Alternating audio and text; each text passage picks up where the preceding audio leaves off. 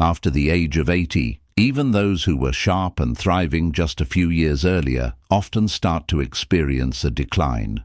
Many people believe that what happens after 80 is simply a matter of genetics or luck, but that's only part of the story. In this video, we're going to explore 5 surprising, often overlooked factors that explain why many older adults struggle to stay healthy or live long beyond 80. These aren't the typical causes like diet, smoking, or exercise. Instead, they are deeper, more subtle influences that often go unnoticed, even by those who have been doing most things right. The good news? Once you understand what these factors are, you can take steps to address them. So, if you've ever wondered what really hinders longevity after 80 and how you can protect yourself while you still can, stick with me until the end of this video. These 5 unexpected reasons might just change the way you approach aging before it's too late. Let's dive in. Number 1. Loss of micro-social engagement. One of the first and most overlooked reasons many older people don't live long after 80 is the quiet disappearance of what experts call micro-social engagement. These are not your deep friendships or family gatherings. Those still matter, of course, but rather the small, seemingly insignificant interactions that used to fill your everyday life without you even noticing. Think about how often you used to say hello to the mailman, share a quick joke with the cashier at the grocery store, or nod to the neighbor walking their dog across the street. Those tiny moments of contact weren't just pleasant, they were regulating your nervous system, reinforcing your sense of belonging, and keeping your brain's social wiring sharp and engaged. But after 80, many older adults stop going to the store themselves. They order things online or ask family to help. They stop chatting with strangers because their hearing isn't what it used to be. Or they stop walking outside simply because the weather's a little too cold, or their knees don't feel steady. And when those small social touch points start fading away, so does something else: vitality. What's interesting is that most people don't even realize it's happening. They think they're just simplifying life. But what they're actually doing is removing the low-level social interactions that stimulate brain function, elevate mood, and signal to the body that they are still part of the living, breathing, everyday world. It doesn't have to be complicated. I've known men in their 80s who stayed sharp simply because they walked to the same coffee shop each morning, said hello to the same staff, and nodded to the same 3 people on the corner. That 5-minute stretch of human connection wasn't just routine, it was lifeblood. It gave their day shape, kept them accountable, and made them feel seen. And there's a biological cost when this disappears. The brain responds to loneliness, both the deep kind and the subtle kind, as a stressor. It changes hormone levels, raises inflammation, and weakens immunity. But most importantly, it begins to shrink the networks in the brain that are responsible for memory, attention, and emotional regulation. In plain terms, it makes you feel older, faster. So if you found yourself not talking as much to people during the day, or if you've simply stopped going out for small errands, stopped initiating casual conversations, or started feeling invisible in your community, it's time to reverse that. Because those moments of connection, even the ones that seem forgettable, are quietly telling your brain and your body that you still matter. You're still part of something, and that message is one of the most powerful medicines for staying alive, not just in years, but in spirit. Number 2. Overcautious inactivity. Another silent reason many people don't make it far past 80 is something that, on the surface, seems like wisdom: being careful. But there's a fine line between being careful and becoming overly cautious. And once that line is crossed, the consequences are rarely immediate, but always cumulative. It often begins with good intentions. Maybe you slipped on the stairs once or nearly lost your balance on the sidewalk, so you decide to cut back on walking outside. You stop bending to reach low shelves or climbing into the back seat of the car. You sit down more and you stay sitting longer. People around you applaud your caution. Don't push it, they say. Take it easy. And before you realize it, you've created a life that's safe but still. But here's what no one talks about. When movement stops, so does strength. And not just in your legs or arms, but in your coordination, your balance, and your inner stability. Your body isn't like a machine that rests to stay efficient. It's more like a garden that needs tending. And when activity slows to a trickle, things don't just stay the same, they weaken. One of the first places it shows is the core. Most people don't realize how important those deep trunk muscles are for everything: standing, walking, lifting, even getting out of a chair. If those muscles go unused, even for a few weeks, they shrink. And when they shrink, your balance suffers. You start to wobble, and the cycle deepens. I knew a man named Walter, 82, who stopped going on his evening walks after he slipped on a rainy day. No broken bones, just a scare, but that was enough to change everything. He went from walking a mile every evening to sitting and watching television most nights. Within 6 months, he had lost 10 pounds of muscle. His legs felt like jelly. His doctor warned him, but by then, the damage had already begun. Walter didn't stop because he was weak. He became weak because he stopped. Now, I'm not saying you should ignore real risks. There are smart ways to protect yourself, using handrails, wearing stable shoes, clearing walkways, or even using a cane if that helps. But there's a big difference between managing risk and surrendering to it. When fear controls your movements, the body starts to forget how to move altogether. So, if you've noticed you're doing less, not because you physically can't, but because you're afraid of what might happen, pay attention to that.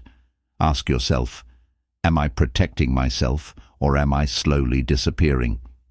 Alive after 80 isn't just about not falling. It's about continuing to move, even if you have to do it more carefully, more slowly, more deliberately. Movement is how the body remembers that it's still needed. It's how your systems stay online, how your brain stays alert, and how your heart keeps pumping with purpose. And if you're still watching this video and finding these insights valuable, please comment number 2 below to let me know you're here. And if you haven't subscribed yet, I recommend you subscribe and turn on the bell so you don't miss any videos. Your support helps us continue creating good content to inform and inspire you. Now let's move forward. Number 3. Disrupted sleep cycles from irregular light exposure. There's a silent clock inside your body that doesn't tick, but it governs almost everything. Your mood, your metabolism, your immune system, even how your brain repairs itself at night. And after age 80, this internal clock, your circadian rhythm, becomes especially sensitive. One of the biggest reasons it goes off track? Not enough light during the day and too much light at night. You might not notice it at first. Maybe you've started sleeping a little more during the day, nodding off in the afternoon sun, or maybe you've stopped going outside regularly, especially in the colder months. You might turn on the TV in the evening or leave the lights on until late while reading or watching a movie. Each of these changes might seem harmless, but together they quietly confuse the body about when it's supposed to be alert and when it's supposed to rest. The body relies on natural light to stay in rhythm. Bright morning light tells your brain it's time to wake up, to get moving, to send energy where it's needed. And darkness at night signals the release of melatonin, that gentle hormone that prepares you for deep, healing sleep. But when your eyes don't receive enough of that natural daytime light, or when your evenings are filled with artificial brightness from screens or lamps, your internal signals get scrambled. The result? You might find it harder to fall asleep or harder to stay asleep.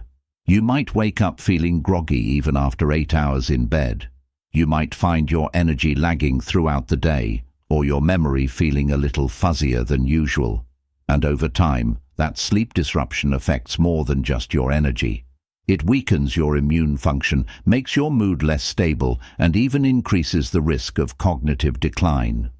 There's also the issue of vitamin D, which the body naturally produces when your skin is exposed to sunlight. After 80, your ability to synthesize vitamin D through the skin decreases, which means regular outdoor exposure becomes even more critical. Without it, your bones, muscles, and immune system all take a hit.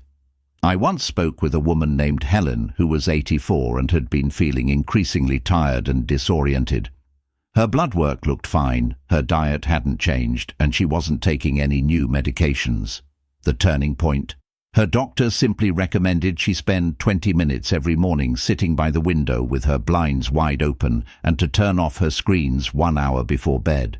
Within 2 weeks, her sleep improved. So did her memory. So did her mood. It wasn't a new pill. It was light.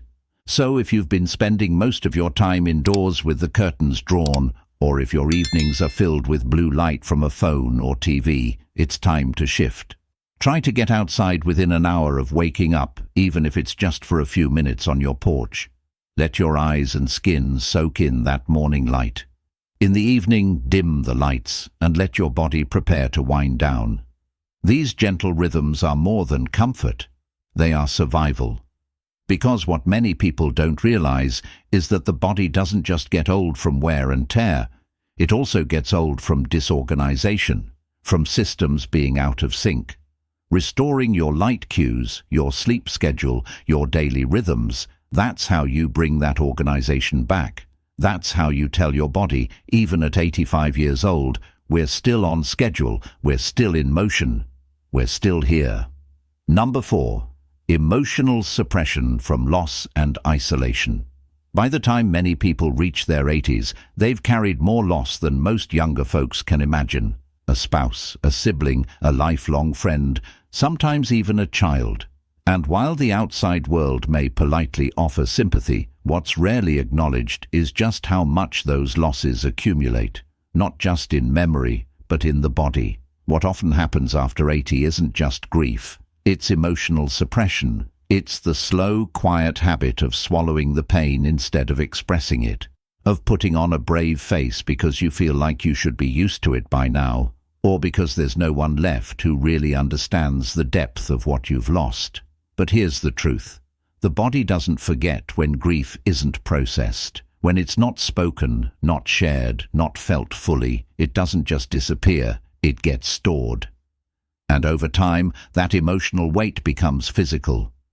It starts to affect your immune system, your digestion, your sleep. It changes your hormones. It puts your nervous system in a constant state of quiet tension. And the hardest part? It happens silently. On the outside, you might look calm. You might even say you're fine. But if your shoulders have grown a little heavier, if your breathing is a bit shallower, if your spark has dimmed just enough that you no longer feel like yourself, grief might be the reason, even if you haven't spoken about it in years. I remember a man named George, 86, who lost his wife of 60 years. He didn't cry much, said it wasn't his way, said he was doing all right. But within a year, he'd lost weight, stopped going to the senior center, and began having trouble sleeping, not because of illness, but because his body was carrying sorrow it had never been allowed to release. You see, emotional pain doesn't need to be dramatic to be damaging, and by the time it shows up in your health, the connection isn't always obvious. What keeps people alive well past 80 often isn't just physical strength. It's emotional ventilation. It's having safe, open outlets for sadness, for fear, for longing. It's being able to say, I miss her, or I'm still angry, or I feel alone, and not being judged for it. That kind of release is what lets the heart breathe again. And when the heart can breathe, the body can heal. That's why people who live long tend to have some kind of outlet. Maybe it's a trusted friend, maybe it's a journal, maybe it's faith, or a community group, or even a therapist who helps them unpack the stories they've carried for decades. Whatever the form, the principle is the same. What gets expressed can be transformed. What gets buried festers. So, if you've been holding something in, not because you want to, but because you didn't know where to put it, it's time to make space, not just for the sake of your emotions, but for your life. Because the truth is, the heart can only carry so much before it starts to quietly shut down. And if you want to make it well past 80, not just breathing but alive, you have to let it feel too. If you're still watching this video and finding these insights valuable, please comment number 4 below to let me know you're here. And if you haven't subscribed yet, I recommend you subscribe and turn on the bell so you don't miss any videos. Your support helps us continue creating good content to inform and inspire you. Now let's move forward. Number 5. Gradual loss of daily purpose.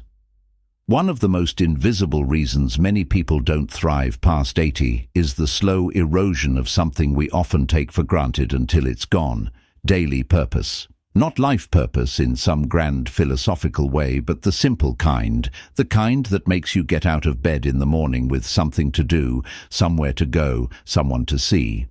Purpose doesn't have to be dramatic. It can be watering the plants before the sun gets too hot.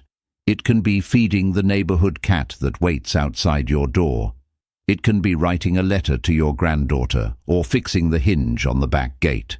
But when these little routines start slipping away, when mornings come with no reason to move and evenings arrive without anything worth reflecting on, something inside begins to quietly shut down.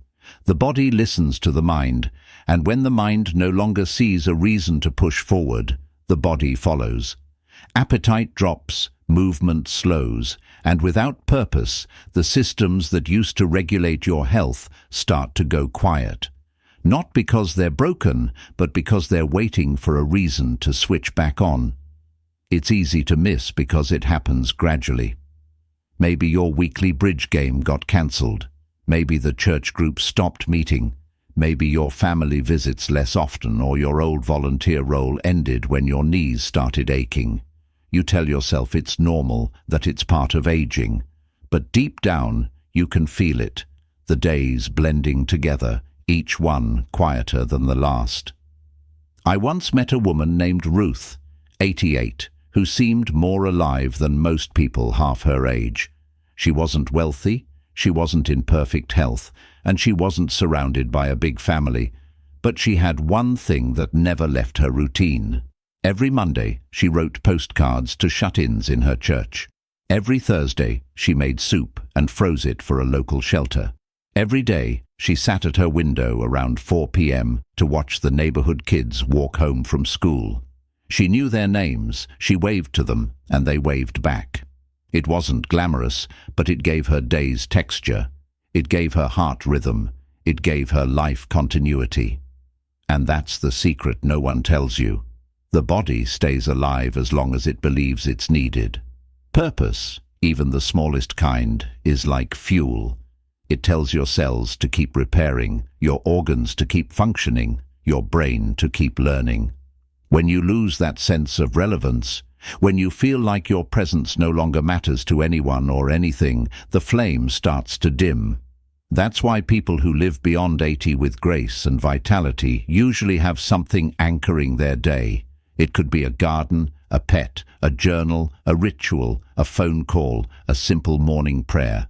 What matters isn't the scale, it's the consistency. It's knowing that when you open your eyes in the morning, there's a reason to rise. So if you've been feeling a little adrift, like your days have lost shape or meaning, don't ignore it. That's not just sadness.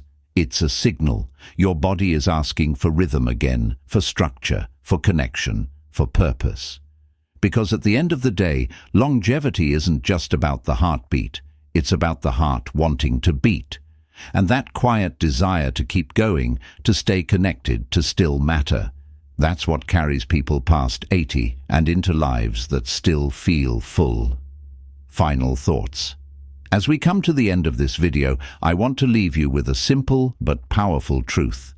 Most people don't fade after 80 because of a single moment. It's not a diagnosis, a fall, or a birthday that suddenly turns everything. It's the slow, quiet fading of habits, rhythms, and reasons to stay engaged. Often, those changes are so subtle, so gradual, that you don't realize what's happening until something inside feels dimmer than it used to.